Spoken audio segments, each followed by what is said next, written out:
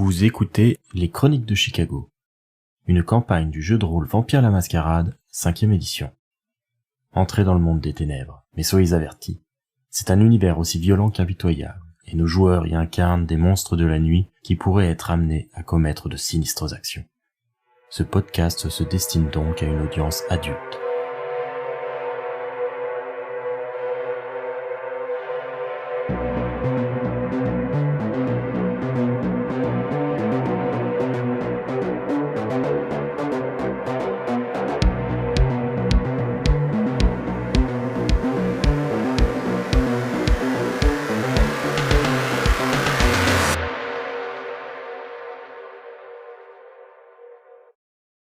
Christopher, toi, tu étais resté près de la vitre qui donne sur les dance floors en dessous, et à côté de toi, il y avait du coup les deux toréadors qui étaient en train de discuter. Est-ce que tu te mêles à leur conversation? Est-ce que tu les approches? J'imagine que oui, Christopher va se mêler à leur conversation. Après tout, ça restait l'objectif de base, trouver des infos. Ah, moi je pensais que Christopher allait juste chasser. Non, il va converser un petit peu avant, il chassera à la fin. D'abord le boulot, après le réconfort. Christopher se rapproche d'elle, elle lève un regard vers lui. Ah, Monsieur Dawson, je crois, c'est bien ça? Oh, je vois que j'ai l'avantage d'être déjà connu. Voilà qui m'intrigue, je ne pensais pas être une telle célébrité. Mesurez un petit peu vos paroles, vous n'êtes célèbre que parce que vous appartenez à une lignée influente ici. Vous n'avez encore, pour l'instant, accompli rien qui mérite qu'on retienne votre prénom. Les deux gloussent un petit peu d'amusement face à ce bon mot qui est jeté à la face du ventrou. Oh, allons, vous êtes profondément injuste avec moi. Vous cherchez juste à me mettre en colère, j'en suis certain. Ah, c'est de bonne guerre. Après tout, votre sire et les autres descendants de votre aïeul ne sont guère tendres avec Annabelle et nous autres. Non, j'en conviens, effectivement. Un dommage que je ne partage pour l'instant absolument pas. Je ne vois pas pourquoi je ne me montrerai pas tendre avec d'autres confrères et camarades. Il faut bien que le monde évolue un petit peu. Eh, que nous vaut votre visite? Que se passe-t-il du côté de ce cher monsieur Sovereign? Oh, Sir Sovereign a beaucoup de choses à faire en ce moment, beaucoup d'affaires à régler. J'oserais presque dire que ça doit le fatiguer, mais un homme comme lui, je pense, n'est jamais fatigué. Eh bien, dites-nous des choses un petit peu croustillantes, puisque vous êtes là, autant nous divertir. Oh, je ne suis donc bon qu'à cela. J'arrive et vous piquez autant mon intérêt que ma susceptibilité, et ensuite dois-je vous divertir? Soit, je me prends au jeu, dira-t-il en sortant son air le plus charmeur. J'imagine qu'il parlera un petit peu du fait qu'effectivement c'est un peu le boxon. Il leur mentionne les affaires avec les ventrous, etc. Quel degré de détail il donne à ces deux femmes? Pas beaucoup de détails. Justement, il va juste évoquer la situation, mais il ira pas dans les détails. C'est pas le but de partager toutes les affaires des ventrous non plus, sinon on va me taper sur les doigts. Ça a l'air de les intéresser, et y a un certain amusement de leur part de savoir que, visiblement, les ventrous font de leur culotte pour cette histoire. Là encore, vous exagérez. Nous sommes juste un petit peu insatisfaits de la situation actuelle. En même temps, tout le monde cherche à nous ridiculiser. Nous avons des alliés partout, mais autant d'ennemis, que voulez-vous? C'est ça d'avoir du charme. Peut-être effectivement, mais peut-être aussi que c'est ça d'avoir une poigne de fer. Il faut bien que la camarilla tourne. Après tout à l'heure, vous étiez injuste sur le fait que mon prénom ne daigne pas être retenu. Je reste tout de même l'un des Cerbères. Nous sommes là pour nous assurer, sans aucun parti pris, que rien ne nous mette tous en danger. Ni moi, ni vous, sublime créature. Ah oui, c'est vrai, vous faites partie de cette petite coterie. C'est amusant, mais vous savez que des gens comme vous au service du shérif, il y en a plus d'une. Faut pas vraiment dire que vous soyez irremplaçable, non? Je n'ai jamais dit que nous étions irremplaçables. Ce que je dis, c'est que le travail doit être fait et que l'avantage de notre coterie, c'est que nous devons mettre de côté tous les préjugés afin de pouvoir enquêter. Ce que nous faisons, c'est de service pour tous les vampires. Nous ne voudrions pas que des guerres éclatent tout de même. Et je ne travaille pas pour le shérif, je travaille avec le shérif. J'y tiens, c'est extrêmement différent. Ah, vous dites vampire, vous. Ah, bientôt, on va venir avec une cape. Vous allez vous déguiser comme dans ces vieux films affreux. Je suis peut-être effectivement encore un peu jeune, mais je suis certain que vous seriez très élégante en cape. C'est Sophia qui va répondre d'un air un peu provocateur en disant oh, vous savez, moi, j'ai plutôt l'habitude de ne rien porter. Voilà une information particulièrement intéressante que j'ajoute à mon carnet de notes mentales.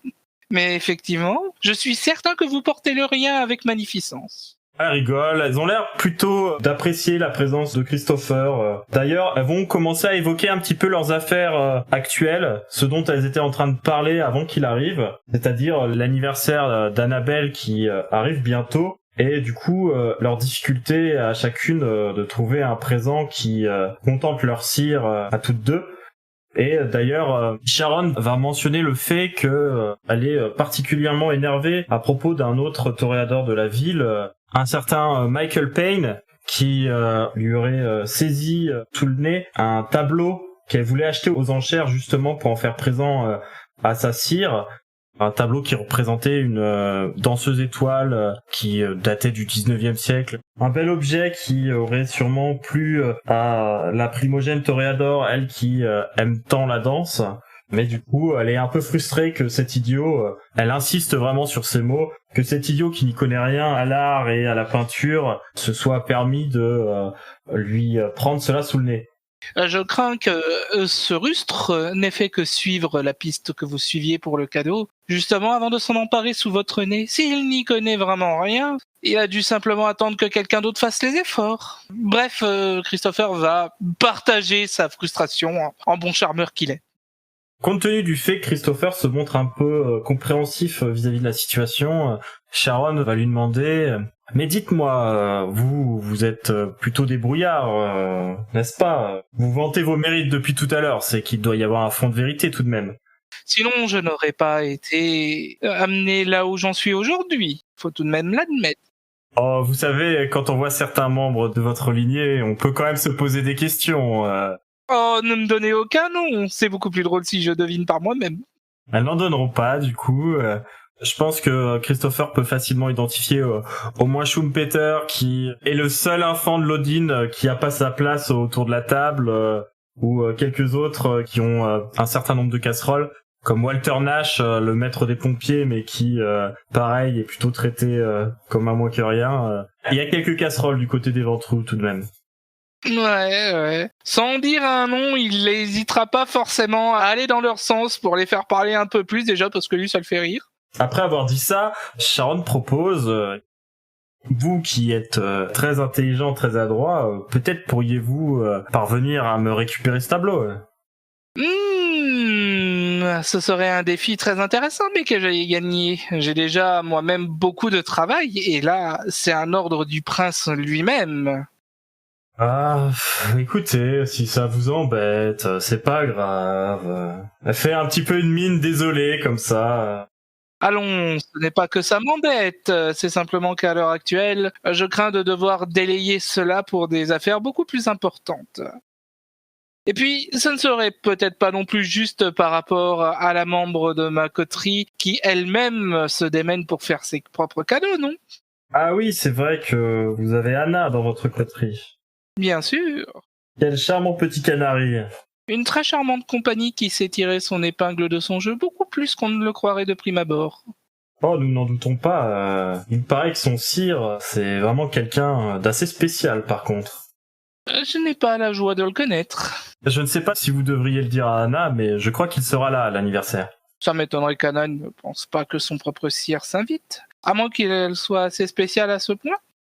Oh, je ne sais pas, nous ne la connaissons pas tant que ça, après tout, hein, n'est-ce pas, Sharon? Ah oui, tu as raison. Même si elle est là depuis quelques années, c'est vrai que depuis qu'elle est dans vos affaires, elle est un peu moins là aux soirées. Hélas, mais ordre du prince oblige. Encore une fois, nous garantissons que ceux qui mettent à mal la camarilla et nos activités nocturnes puissent être traduits devant le prince. Alors du coup, un peu de temps a passé du fait de tous ces échanges que vous avez menés chacun dans votre coin. Qu'est-ce que vous comptez faire à présent? Est-ce que vous vous retrouvez autour d'une table à un moment pour débriefer, pour en parler? Alors moi, je me demande si Lydie est toujours à côté de Genghis, si elle est toujours en train d'écouter, d'espionner, parce que du coup, je pense que j'irai la rejoindre. Si tout ça s'est déroulé simultanément, j'y suis toujours, mais je pense que je m'apprête à bouger pour essayer d'écouter une autre conversation, vu que celle-là n'a pas l'air fascinante. Je peux comprendre, vu que c'est un mec qui a tendance à se vanter, et c'est pas Christopher, mais quelqu'un d'autre. Christopher ne vante pas, il charme. C'est différent. Ouais. Quand tu quittes Christopher, tu tombes sur un autre Christopher, c'est la loose. C'est le Christopher des anarches, il en faut un dans chaque camp. Ouais. Il a moins de charme que moi.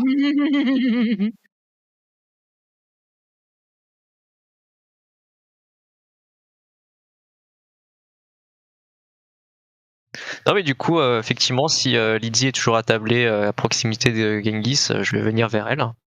Bah vas-y, je te laisse faire. Bah du coup, elle va s'asseoir à côté de Lydie et va dire en baissant la voix: il semblerait que de mon côté, j'ai des informations qui me mènent vers la personne que tu sembles écouter. Je pense qu'il va falloir une approche plus directe que la mienne, parce que pour l'instant, à part expliquer à quel point il est le plus beau, le meilleur, celui avec le plus d'amis, j'ai pas appris grand-chose à son sujet. Je veux dire, j'ai jamais compris les règles du hockey, mais ça me paraît quand même plus intéressant que la conversation de l'autre, donc... Sourire de bon cœur, elle va dire oui, je pense que tu as raison. Je propose qu'on aille rejoindre les autres et que nous établissions le plan d'approche pour essayer d'avoir des informations auprès de Genghis. Allons-y, et du coup, en m'éloignant, je dis la seule chose que j'ai entendue, c'est qu'il allait avoir un ami Marc qui allait arriver, mais comme je sais pas qui c'est Marc, ça m'a pas beaucoup aidé. Invité de Marc. Ah oui, d'accord. J'avais pas compris ça. Oh, d'accord, je pensais que c'était un nom d'un gars, en fait. D'accord. Si, il s'appelle Marc, vraiment. Ah d'accord, tout à fait, oui. Parce que ça aurait eu du sens, tu vois. Bah du coup, je pense qu'on va revenir à la table où on était au départ. On va attendre le retour d'Hélène et de Christopher, qui a l'air de charmer, de se pavaner tel un pan face aux deux toréadors. Ouais. Hélène, du coup, va revenir, va commander une autre bière et elle va juste passer pour dire honnêtement, j'ai pas eu d'informations. À plus. On s'amuse bien, très bonne soirée. À plus. Et du coup, elle va juste faire coucou et elle va descendre pour aller danser avec les gens. Je pense qu'il y a peut-être d'autres membres du gang qui descendent en même temps qu'elle pour aller danser. Ouais, qu'on s'amuse un peu, quoi. Donc Hélène vous abandonne, visiblement. Est-ce que Christopher va finir de séduire? Ouais. Est-ce que Christopher finit par s'extirper de son nid de vipère? Non, il est parti pour toute la nuit, là. Oui, je pense. Parce que bon. Il aime bien, hein, mais bon. Après un certain temps, tout le monde est réuni, si ce n'est Hélène, qui du coup elle est en train de s'agiter 3 étages plus bas. Du coup, je vais le dire à Christopher. Eh bien, il semblerait que Hélène ait pris pas mal de plaisir à s'intégrer dans la foule mortelle du bas. Elle est en bas, oui, je l'ai vue depuis la vitre. Elle a trouvé quelque chose ou elle s'est juste barrée? À vrai dire, elle va se tourner vers Lydie et elle va dire, elle nous a juste dit qu'elle n'avait pas appris grand chose et qu'elle allait s'amuser. Elle s'est juste barrée, oui. Oui, d'accord. Bon, je ne peux pas spécialement lui jeter la pierre, je n'ai pas forcément appris grand-chose d'intéressant non plus. Et je dois admettre que c'était aussi mon plan d'aller chercher quelque chose à boire. Et vous avez eu plus de chance? Moi non, mais j'ai surtout essayé d'écouter les conversations et j'ai pas entendu grand-chose d'intéressant, mais je crois que toi, oui. Je n'en sais pas beaucoup plus. J'ai essayé de parler de notre problème aux anarches. Elle va indiquer en faisant un mouvement de tête par là. D'ailleurs, en les indiquant, tu te rends compte que le couple n'est plus là. D'accord. Ils ont dû s'éclipser. Du coup, je vais froncer les sourcils en faisant ça. Ah, bah ils sont partis. Enfin bref, jouerait-il le nom de Sweetie Pepper a l'air de les perturber quelque peu. Eh ben, c'est simple, soit ils sont avec lui, soit ils craignent. Peut-être les deux. Toujours est-il, lorsque j'ai essayé de tirer un petit peu les vers du nez à l'infante d'Adidi, celle-ci m'a renvoyé auprès de Genghis, le beau parleur que Lydie espionnait. À mon avis, il pourrait être étroitement lié à Sweetie Pepper. En somme, tu es en train de me dire que nous avons finalement peut-être une piste et qu'il faudrait cuisiner le monsieur là-bas? C'est ça. D'accord. Et oui, la danse va devoir attendre. Soit, c'est encore à moi de me démerder. Mais on n'a pas dit qu'on allait t'abandonner. Mais j'espère bien. Par ailleurs, Anna, je pense que tu connais les 2 magnifiques demoiselles là-bas. Sourire. Oui, il s'agit des infantes de la primogène toréador de Chicago. Mhm. L'une d'elles s'est même plaint d'ailleurs que son cadeau pour l'anniversaire de la primogène lui était ravi juste sous le nez. J'ignore si je devrais les aider ou pas, ça serait peut-être injuste envers les efforts que toi tu fais pour plaire à la primogène. À vrai dire, elle va rigoler. J'étais tellement occupé pour essayer de convaincre Baby Chorus de jouer pour l'anniversaire d'Annabelle que j'ai complètement oublié le fait que je dois aussi apporter un cadeau. Je ne comprends pas, Baby Chorus n'est pas ton cadeau? Il s'agissait plus précisément d'un service rendu à Brett Striker. Je sais pas si on peut appeler ça un cadeau. Faudrait que je réfléchisse à quelque chose de plus personnel à offrir à Annabelle. Étant donné le goût pour la danse que m'ont vendu ces 2 charmantes créatures par rapport à la primogène, je pense que déjà faire jouer le groupe, pour peu qu'elle apprécie, sera bien vu. Ça te fera monter quelques échelons. Tu sais, ça ne m'intéresse pas tant que ça de gravir les échelons au sein de la hiérarchie toréador. Tout ce qui m'intéresse, c'est de continuer à enquêter à vos côtés et à en apprendre plus sur le mythe de Hagelconde. M'immiscer dans les intrigues de la cour du prince de Chicago et pour l'instant pas dans les choses qui... Allons, Anna. Nous sommes les Cerbères. Nous sommes forcément dans les intrigues de la cour du prince de Chicago. Ou du moins les intrigues qui mettent à mal la Camarilla. Oui, bien sûr, mais je voulais dire par là que gravir les échelons n'est pas dans mes priorités pour le moment. Sans que ce soit une priorité, garde quand même à l'esprit que ça peut nous servir un jour d'avoir des contacts. Oui, bien sûr, je suis d'accord. Enfin, ce n'est pas le sujet. Comment on cuisine notre homme? Est-ce que j'essaye de le charmer? Je ne suis pas sûr qu'il soit de ce bord-là. Malheureusement, si tu nous accompagnais, il risquerait de se braquer. Mais ça peut également agir en notre faveur. Elle va se tourner vers Lydie en la questionnant de manière muette sur ce qu'elle s'apprête à dire. Peut-être que ta présence ajouterait du poids dans notre discussion du fait que tu es un représentant des Ventrus. Certes. C'est qui tout double. Soit ça l'incapacite, soit ça le libère. Je suis pas forcément la meilleure quand il s'agit de tirer les verres du nez. C'est pour ça que je me suis tenue à l'écoute et pas à la parole, parce que j'ai toujours peur de trop en dire ou au contraire pas assez. Donc je suis prête à suivre votre plan, mais je vais pas forcément ourdir ce type de plan. Pour ce qui est de tirer les verres du nez, je m'y entends, ça a été mon métier pendant de longues années, mais tu as raison, le fait que je sois un représentant des Ventrous risque de le braquer. Je suis pas forcément bien vu par le mouvement anarque, surtout moi d'un point de vue personnel. Si vous voulez, je peux engager la conversation et essayer de lui faire entendre raison. Je pense que ça serait pas mal que tu engages la conversation sans d'abord l'amener à forcément entendre raison. Si tu as réussi à avoir une piste jusqu'à lui, tu es largement capable de continuer. J'ai absolument foi en tes compétences. Et si jamais tu as besoin que mon ascendance ventrou serve d'argument de poids, je vais simplement me mettre dans le canapé qui est ici et attendre plutôt qu'aller sur la piste de danse. Ainsi, je reste disponible. Ça marche. Tu disais à Lydie que c'était quelqu'un de particulièrement fier de sa personne. Oui, ça, je confirme. Du genre agaçant, tu as l'air absolument blasé. Ah bah si tu t'étais tapé la dernière demi-heure à écouter ces jérémiades, je serais blasé aussi. Hein. Il y a des chances, je veux bien te croire. Bon, moi, je me mets dans ce canapé, et si tu as besoin d'un argument ventrou dans ta manche, tu n'as plus qu'à venir me chercher, ou me faire signe. Ça marche. Tu m'accompagnes, Lydie ? Est-ce que tu penses que ma présence peut être utile ou au contraire un frein? C'est vraiment à toi de voir. Je me tiens à ta disposition. Je pense que ça vaudrait le coup si tu m'accompagnais. Pas de souci, tu peux dire que j'osais pas venir lui parler si ça t'aide. Une idée intéressante. Suivez votre instinct, les filles. Du coup, on va se rapprocher de Genghis. Vous vous approchez de sa table, du coup. Lui, il est toujours accompagné de ces 2 femmes qui l'encadrent. Ils ont l'air de beaucoup rigoler. Elles se servent à une bouteille de champagne qui est placée sur la table juste devant elles. Et elles ont l'air de beaucoup s'amuser. Ou en tout cas de faire comme si, on ne sait pas. Comment vous l'abordez, du coup ? Anna, dans sa belle robe, va se rapprocher et va dire bonne soirée. Est-ce que nous pourrions nous attabler à vos côtés ? Il adresse un grand sourire à Anna et à Lizzie, et peut-être naïvement, il hoche la tête, il dit mais bien sûr, venez, installez-vous, plus on est de fous, après tout.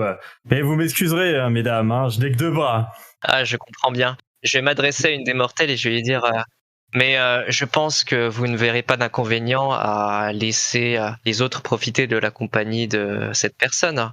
Après tout, il faut bien qu'il y en ait pour tout le monde. Il va pas être content. Enfin, c'est-à-dire que d'un côté, on est un peu obligé de les faire dégager pour pouvoir lui parler. De l'autre, il va avoir un peu le seum, je pense. Si tu lui tailles ses meufs. Je vais voir. L'objectif, c'est de les remplacer, en fait. Donc, je vais voir à quel point ça risque d'être successful ou pas. Faut voir. Je tente. Hein. Je sais pas comment ça va se passer. Je fais des jets, du coup. Tu vas me faire un jet de manipulation plus étiquette comme compétence, vu que là il est question de comment s'adresser et comment faire passer des messages, etc. 2 succès, c'est pas énorme, par contre tu peux peut-être utiliser un point de volonté si tu le désires. Ouais, je pense que je vais faire ça. 3 succès, c'est pas mal. Anna, du coup, par des circonvolutions assez polies, parvient à indiquer aux 2 jeunes femmes qu'il vaudrait mieux pour elles qu'elles les laissent en tête-à-tête avec Genghis, et elles finissent par se détacher de lui et s'éloigner en disant que voilà, elles reviendraient tout à l'heure, qu'elles vont prendre un verre au bar et qu'elles reviennent plus tard. Genghis, lui, par contre, est pas très satisfait de la situation, et il le fait savoir. Ah, je vais lui adresser un sourire charmant en essayant de faire baisser la tension. Il va dire je m'excuse, mais ça me fait tellement plaisir d'être à vos côtés de manière un peu plus intime. Considérez que vous avez gagné au change. Peut-être, mais là c'est mon repas que vous laissez filer. Ah, je comprends bien. Je m'en excuse. Je comprends à quel point j'ai fait une erreur. Elle va baisser un peu le regard, l'air contrit. Et j'imagine que si vous êtes là, c'est que vous avez entendu parler de moi. Effectivement, nous désirions nous entretenir avec vous et profiter de votre présence. Lydie a son plus beau sourire. Allez, écoutez, installez-vous, venez. Après tout, pourquoi pas c'est toujours sympathique de faire la connaissance de jeunes infantes qui ont besoin de se faire présenter un petit peu les ficelles de la ville. Je dois vous avouer que nous n'espérions pas tant et merci de votre clémence. Du coup, elle va s'asseoir à ses côtés. Et du coup, Lydie s'installe de l'autre côté. À vrai dire, nous avons entendu parler de vous et nous savons à quel point vous êtes quelqu'un d'important parmi le mouvement anarque. Oui, c'est vrai, on pourrait même dire que je suis un peu un de leurs leaders, en quelque sorte. Est-ce que vous pourriez nous apprendre quelque chose pour survivre dans ce monde? Après tout, nous n'avons été étreints que depuis assez peu de temps et c'est un univers nouveau pour nous. Qu'est-ce que vous pourriez nous apprendre et quelle ficelle pourriez-vous nous communiquer? Et ce faisant, elle va caresser son bras.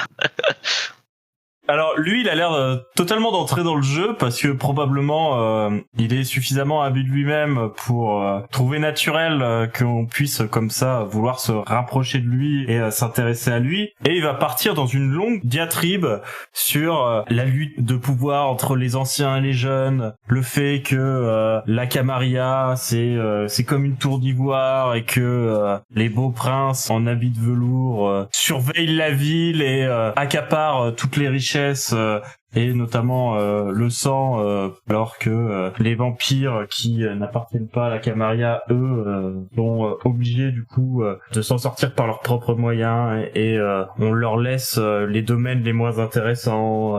Il parle assez longtemps là-dessus. Si vous l'arrêtez pas, si vous ne posez pas de questions particulières, etc., il est parti au moins sur 10 bonnes minutes de blabla révolutionnaire, anarque, sur la situation locale, mais aussi sur des généralités un petit peu globales sur la lutte des 2 sectes.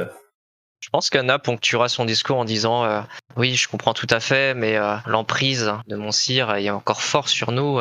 Il faut avoir un sacré courage pour oser critiquer la Camarilla ainsi. Je ne suis pas sûr de posséder le vôtre.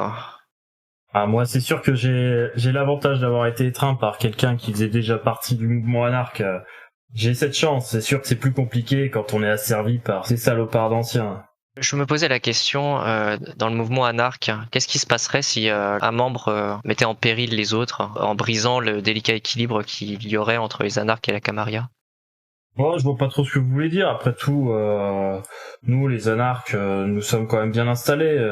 Même s'il y a eu quelques problèmes, maintenant, on est respecté et le prince Lodin, il oserait pas nous menacer. Hein.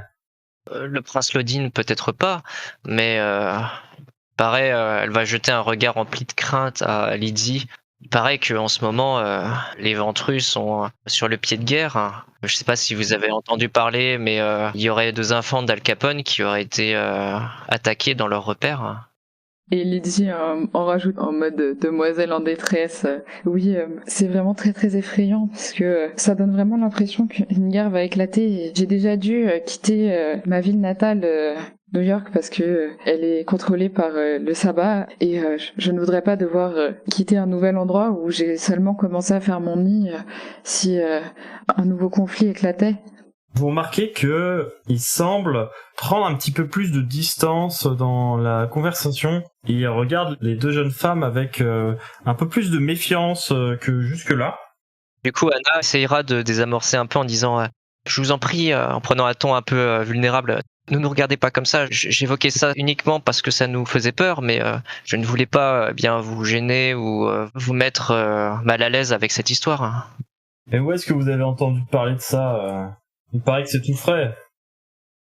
Ça a été dit à demi-mot à mon sire, je l'ai entendu de manière un peu accidentelle, et je dois avouer que ça me trotte particulièrement dans la tête depuis. Alors, Anna, là, est clairement en train de mentir. Ça va être un jet de manipulation plus subterfuge, qui est pas vraiment son fort. Hein. Ah oui, j'ai rien. Je viens de fucked up complètement parce que je suis nul en subterfuge, j'ai rien. Tu as un dé. En tout un dé? Ah oui, c'est chaud. Ouais. Un succès. C'est un échec. Visiblement, Genghis voit au travers du jeu d'Anna. Il se braque un petit peu et il dit ouais, je suis sûr que là, vous essayez de m'entourlouper. Votre sire, comment il s'appelle? Ça n'a pas grande importance. Je ne voulais pas aborder ce sujet-là. Je suis désolé. Ouais, moi ce que je pense, et là il remue un peu les épaules et se montre déjà un peu plus distant, il dit moi j'ai comme l'impression que vous êtes venu me cuisiner, vous pensez que je sais des choses et vous voulez me faire tomber. Là j'apprécie pas vraiment ça en fait, c'est vraiment un comportement minable, il y a vraiment que les rats qui font ce genre de choses. Effectivement, je vais vous avouer, à vrai dire, nous sommes sur une affaire qui concerne ces événements-là et nous désirions vous en parler afin qu'il n'y ait pas plus de tension entre la Camarilla et les anarches. Et vous pensez que j'ai l'air d'un jaune, que je vais venir vous cracher tout ce que vous voulez parce que vous venez me faire un petit sourire et que vous prenez un air contrit quand je vois à travers tout votre bullshit? Vous voudrez éviter une guerre entre les anarches et la Camarilla? Je vous ai sous-estimé, effectivement. Ouais, mais on sous-estime pas Genghis. Là, il se lève et il vous toise. Allez, bonne soirée, amusez-vous bien. Là, il a l'air de vouloir se diriger vers la sortie. En voyant ça, je vais me lever et je vais aussi aller à sa suite. Je vais m'interposer. Donc Christopher s'interpose et là, du coup, Genghis bombe le torse et lui dit mais quoi, qu'est-ce que tu veux, toi, le pingouin, là? Pas de si mauvais mots, et il est très bien ce costume. Je pense que nous nous sommes juste mal entendus avec mes 2 amies ici présentes, on a juste quelques petites questions. Comme elles ont sûrement dit, on voudrait pas rajouter de l'huile sur le feu, alors on essaye d'être un petit peu plus diplomate, même si elles n'ont pas forcément réussi. Oh mais bien sûr, vas-y, pose tes questions. Bien, nous allons faire... Mais pas à moi, en fait, ça m'intéresse pas. Donc écoute, si tu veux bien, moi je vais prendre cette porte-là, et puis toi tu iras continuer tes petites affaires avec quelqu'un d'autre. Bien sûr, quand je ferai un certain rapport au prince Lodin, je n'oublierai pas de vous mentionner. Ah bah oui, ça m'étonne pas, t'es un petit gras de papier, et puis tu vas aller te plaindre à papa.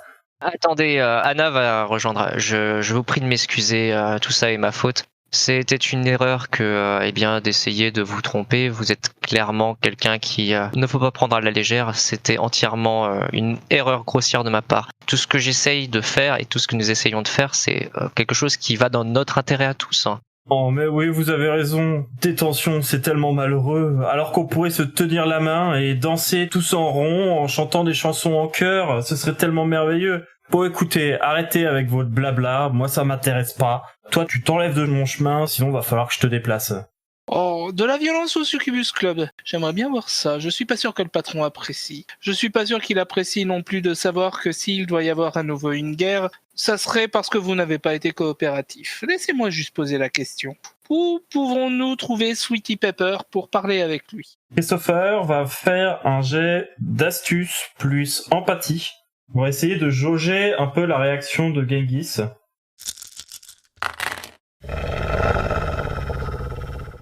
Un Messi Critical, donc c'est-à-dire un critique avec un 10 en dé de soif.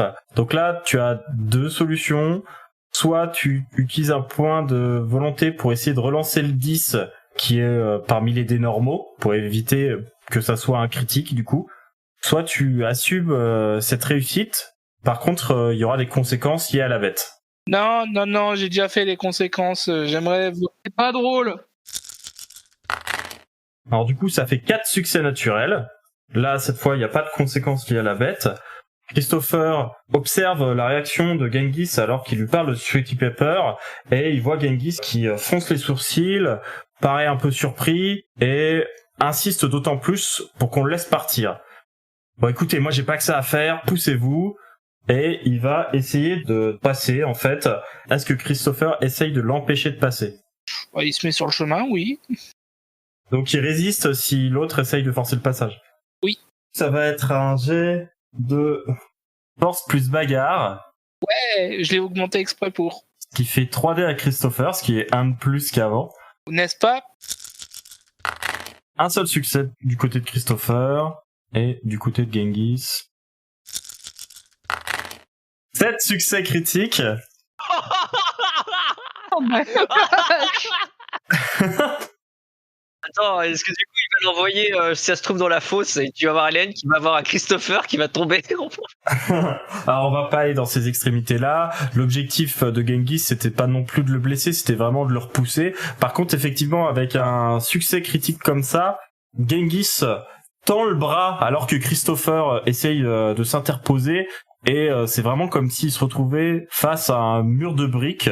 Christopher est poussé facilement sur le côté, et même je pense que du fait du critique, il est même peut-être un peu intimidé par le fait que cet homme vient de le repousser comme si c'était juste un fétu de paille, et a poursuivi son chemin en lui passant à travers. Je vais l'arrêter à la suite de Christopher. Alors, c'est-à-dire tu vas l'arrêter Je vais juste aller courir derrière lui et lui dire attendez, je comprends ce que vous voulez dire. Quand bien même nous ne pourrons jamais nous tenir main dans la main et nous mettre des couronnes de fleurs sur la tête, nous pouvons tout de même nous entraider et nous tolérer. Il y a peut-être quelque chose que nous pourrions faire afin que vous nous renvoyiez l'ascenseur. Moi je vois pas de quoi vous parlez, écoutez, je vais retourner à mes affaires, occupez-vous des vôtres. Allez, ciao. Justement, c'est notre affaire que d'enquêter sur cette affaire. Et là, Anna a beau s'égosiller, Genghis commence à se diriger sur les passerelles qui descendent aux étages inférieurs. Ok. On devrait le suivre. Oui, mais il risque de s'y attendre. Je suis désolé, j'ai fait une bêtise. On devrait demander à Hélène de le suivre. Ça, il s'y attendra moins.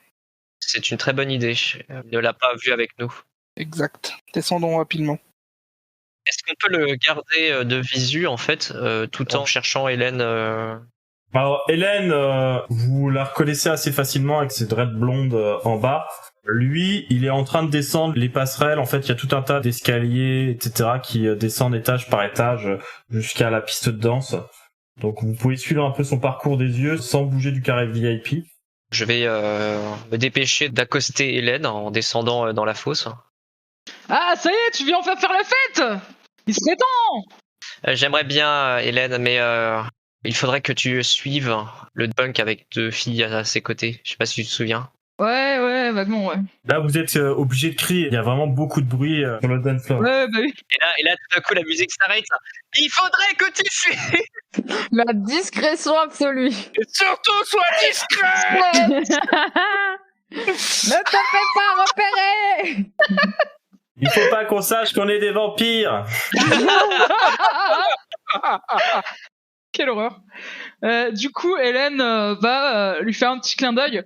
Elle va tapoter genre Bone ou Sledge lui donner la chape vide et dire allez vas-y, va t'en servir une au nom de Christopher. Et du coup, elle va sortir Je suis rapidement pas de la boîte. riche, moi, faut arrêter de faire ça. Elle va sortir de la boîte, quitte à faire bourrer un peu les épaules en mode pardon, hop. Pauvre Christopher avec son 2 en ressources qui font un bout d'œil. On peut pas passer ça en note de frais? Mais note de frais de quoi? On n'est pas payé? Non mais justement, il pourrait pas nous payer, mais nous défrayer. Pour ce qu'on dépense dans le cadre de l'enquête. Ça va être bien ma prochaine réunion du clan Ventrou, alors j'aimerais négocier un budget bière. Oui, avant d'y aller, il y a Hélène qui aura dit à Anna, on se retrouve au QG. Ça marche, je vais pas m'égosiller, mais je vais mettre le pouce vers le haut en mode j'ai compris. Ok, du coup elle va suivre Genghis. Ok, très bien.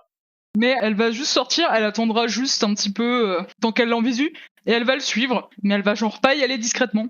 Ouais, donc Hélène quitte le Succubus Club, laissant derrière elle du coup la musique, la bière et ses camarades de coterie, et elle part en chasse de Genghis, qui est déjà sorti et se déplace sur le trottoir dans une direction inconnue.